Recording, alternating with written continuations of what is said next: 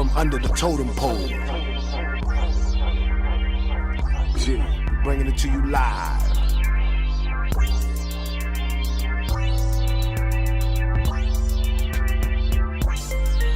From under the totem pole. Yo, yo, this is Big Tux, the Jolly. What up? We're here reporting from under the totem pole. Today we got some real serious things to talk about. Because our topic today is the turncoat, for lack of a better word. There's other things you can call that person, but the best word is turncoat. Because at this juncture, in this climate, in this country, to still have the most turncoats in your race is tough on the black race. Very tough. So we're going to get into that. We're going to let you know more about turncoats this show. Now, one of the greatest tools that's used in white supremacy is to sell out. They urge people to think racism doesn't exist, but at the same time using their position to keep blacks in their place, which is at the bottom. They keep the agenda going. That's the turncoat. So you can understand what a turncoat really is and what it's based on in this American society. The greatest turncoat, one of the greatest turncoats that they say is Benedict Arnold. And I'll let you know a little bit about him. He was an American military officer who served as a general during the American Revolutionary War, fighting for the American Continental Army before defecting to the British in 1780.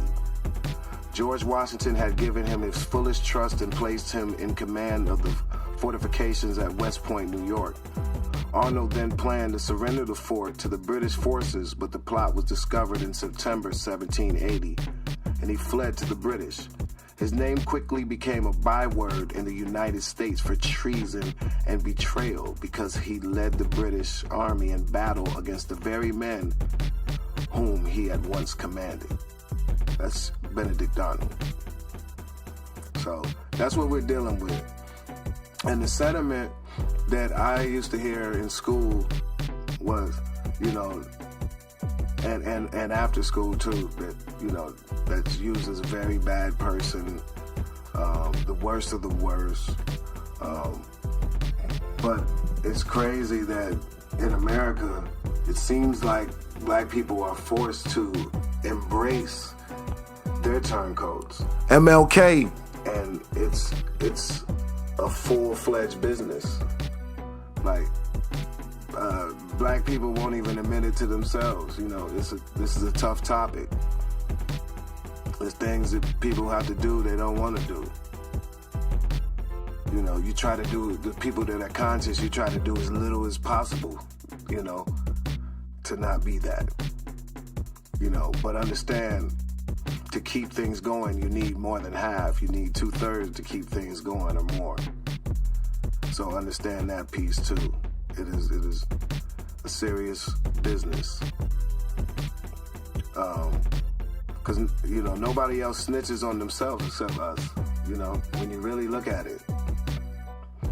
Every place, club, area, city has laws, has confidentiality clauses. You know, all of these places, things, clubs, you know, which most clubs are detrimental to American society. But, you know what I'm saying, Jolly? But all these places, they don't snitch on each other. This is why I would love for people to check out the new YG video. What was it called?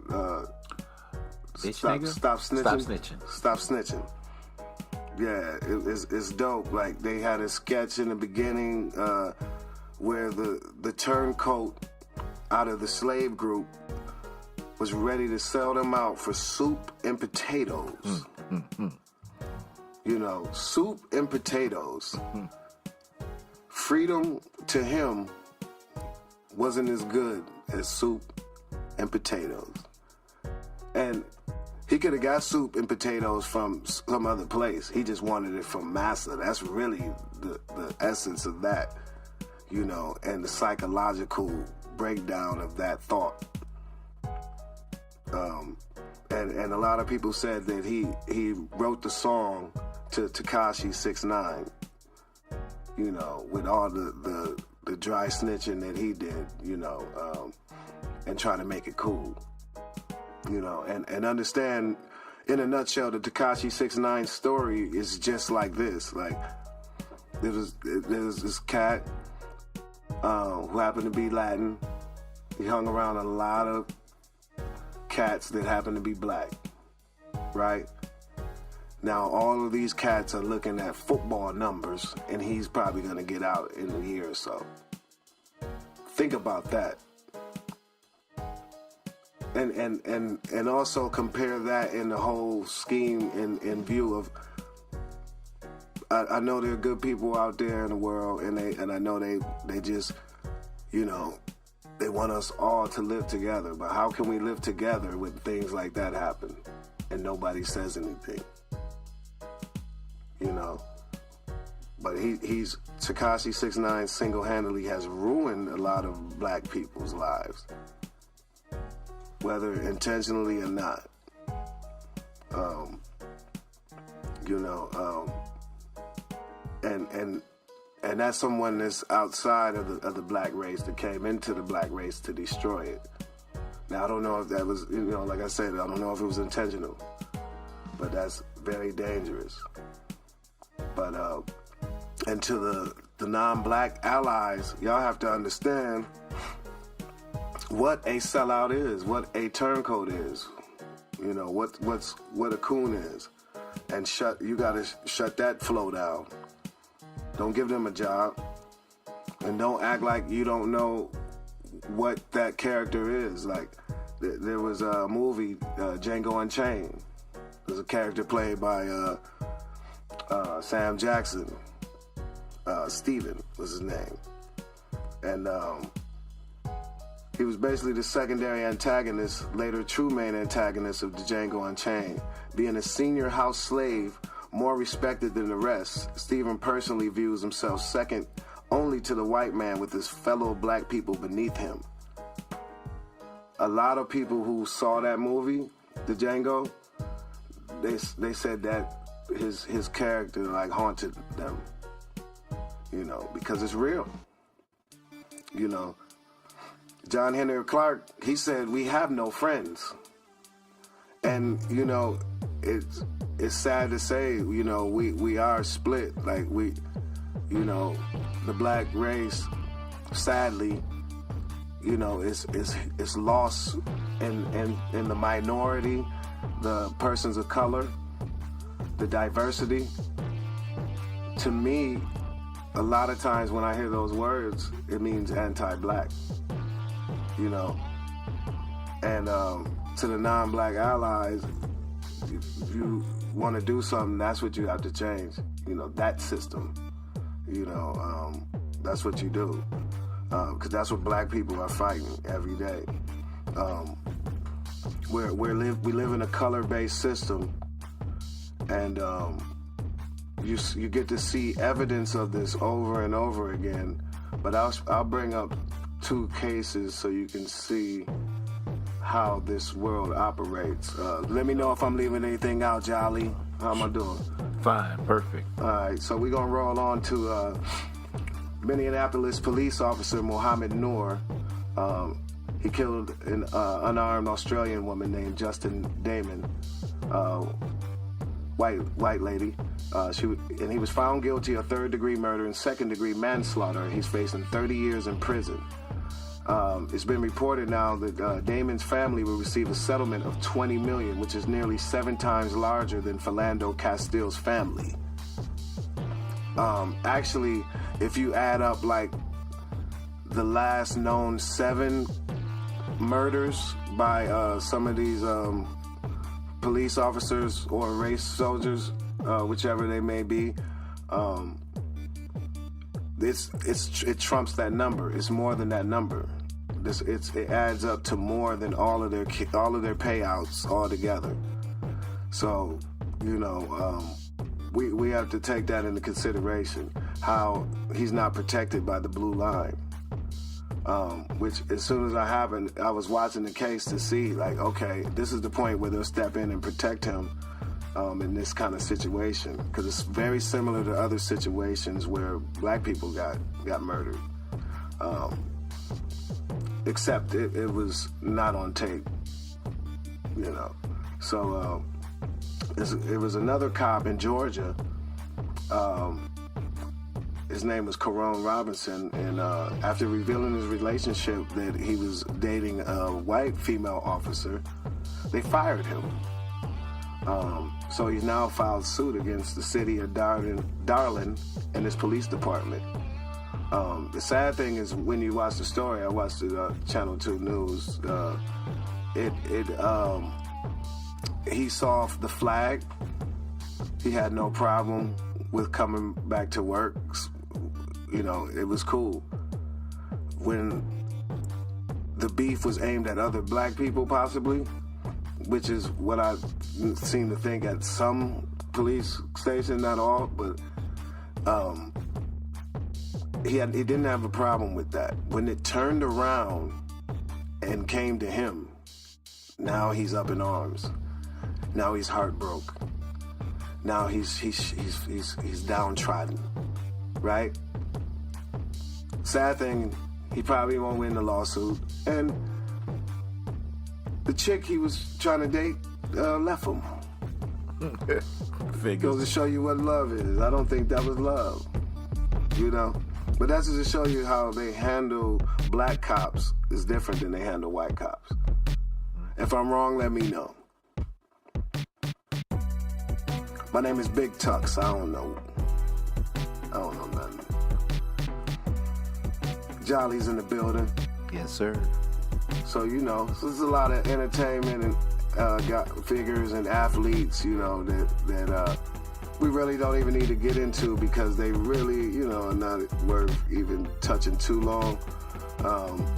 But just to give you examples of what's popping, everybody knows, like, if you analyze and break down Charles Barkley, he's one of the greatest turncoats in our society. You have Oprah Winfrey.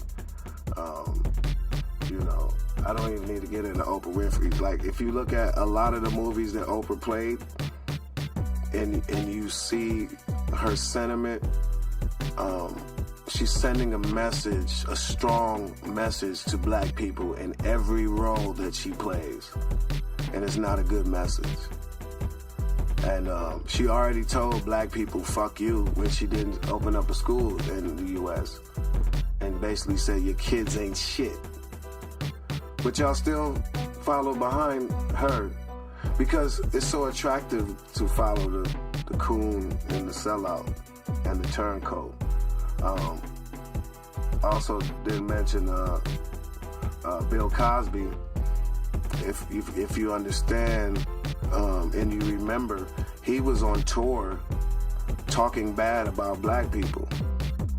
I call it the pull up your pants tour. Making a lot of money, getting a lot of deals done while he was shitting on black people. You have to understand that.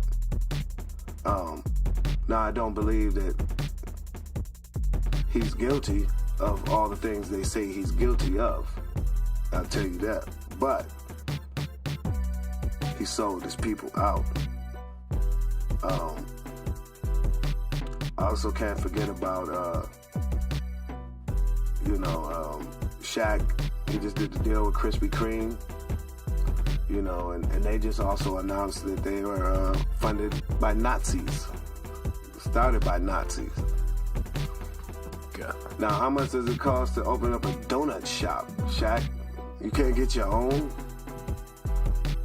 But then that would be too much, right, and then you wouldn't be able to be the turncoat that you are. So I understand why you do what you do. Also, we have to understand there's a lot of brothers out there that brought up a good point about Pan-Africanism.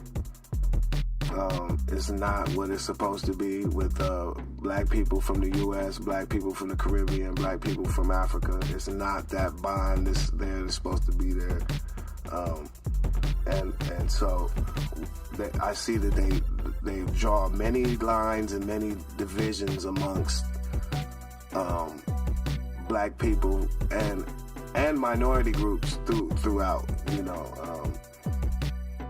We were talking earlier about 1966, that model minority law that they were trying to get. Not a law, but just more of a stereotype to give to the Asians over the blacks and the Latinx folks.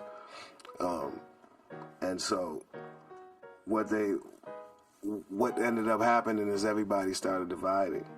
And so you also have that inside of the black race, where a lot of lies are being passed around and people are believing these lies. You know, and you see that when you talk to people from different places, you understand that, like, these are lies that are being spread to split black people apart first. Because I always felt like that's the plan. You know, and because there's nothing wrong with being loyal to your own race, right? The problem begins when you try to control a group of people based on their race. Like, you know, the Black Panthers always believed in, hey, we are for black power, brown power, white power, yellow power. We're for power to the people. You know, that makes so much sense. Like, that's where everybody can fit in. Like, that's where everybody fits in. Because it's about everybody getting better, you know. And as a society, you are supposed to pick up the ones at the bottom, you know, and help them get to the top. Right after you do that, you go right back to the next group at the bottom and pull them up to the top. And you just continually keep that going. But there's a lot of people, powers that be, that want to stop that from happening. Because you also, there's a lot of people that are turncoats that are used, and they don't know they're being used simply because of the trinkets that they receive. A lot of them think they're doing the right thing by subjugating blacks based on stereotypes. And this part, I'm talking about black people doing this to black people inside of other entities, like corporations, you know, where you see this happening, you know, because the turncoat is always at the point, at a lot of times in the position in corporate America, controlling other blacks. No current system is in place for the protection of those blacks under that hateful person. And you see that, you notice that in Hollywood. You see who gets to write the movie. We know who it is. There's right now the three biggest black people making movies is Oprah, Tyler Perry, and Lee Daniels, who have all spoken out against black people. And they continue to get the role. Because big business is built around the turncoats. It's used in a lot of marketing. Hollywood is built off of racism. If you remember, the first character in Hollywood was Sambo, which was a person dressed up in blackface mimicking a black slave. Al Jolson was the first star of Hollywood, one of the first early stars wearing blackface.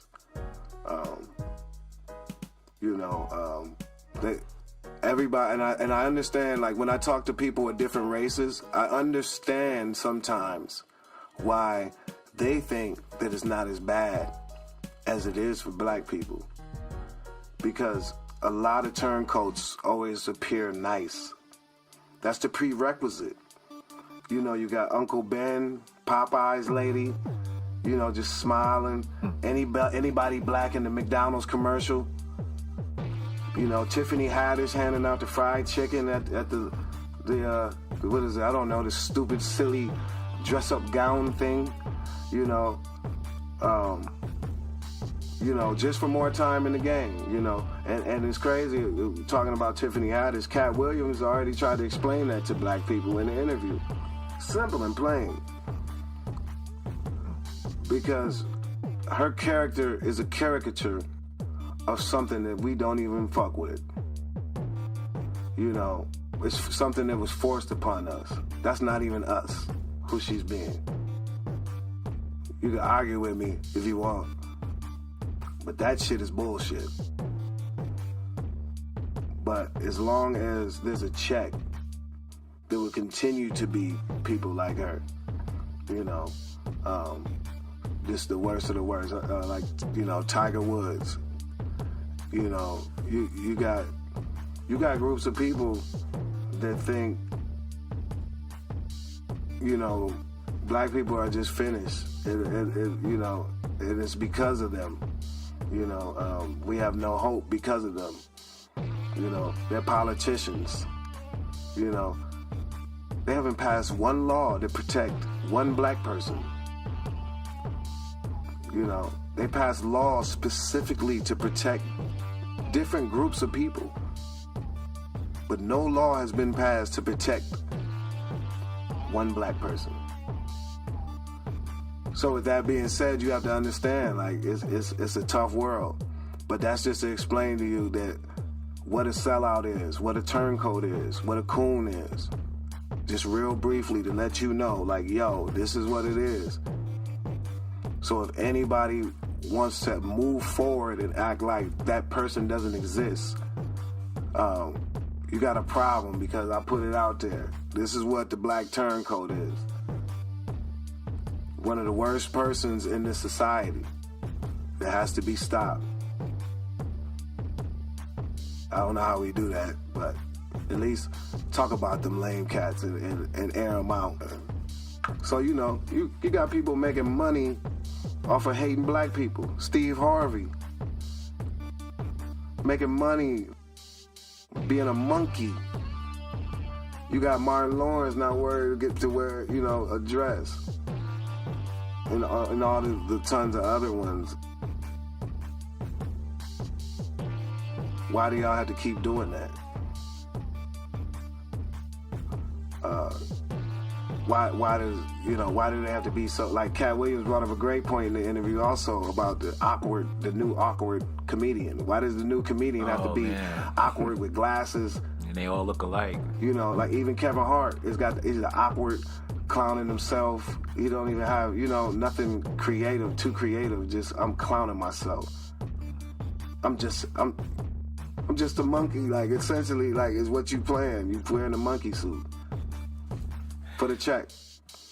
And people think that's funny, but really it's not.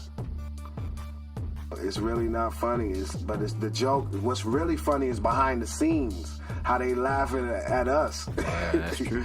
How Hollywood laughs at black people. That, you know, that's the real laugh. That's the real laugh. But we exposing all of that, though. So, you know, fuck them. Fuck Hollywood. Yeah, we coming straight out in their face. But yeah, that's just to give y'all a little wrap up of what that was. Don't act like you don't know. This Big Tux, I don't know much. Jolly in the building. Yes, sir. Yeah, we coming from under the totem pole, giving it to you live. From under the totem pole, bringing it to you live.